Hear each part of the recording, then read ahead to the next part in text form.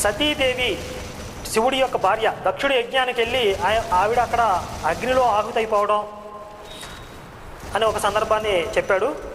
ఆ తర్వాత పాండురాజు యొక్క భార్య దితి అగ్ని ప్రవేశం చేసిందని చెప్పాడు.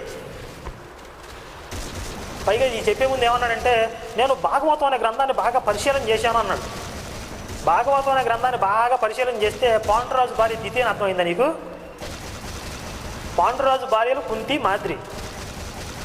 పాండురాజు భార్యలు ఎవరో కూడా తెలియదు, కానీ నువ్వు బాగా కూలంకుషంగా డిగ్రీలు చేసేసావు అన్నమాట భాగవతం మీద. అయితే ఈ రెండు సందర్భాలను చెప్పేసి వీటిని పట్టుకునే సతీసాగమనం అనే ఆచారం వచ్చింది.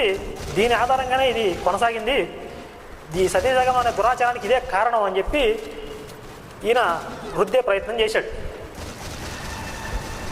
అయితే మనం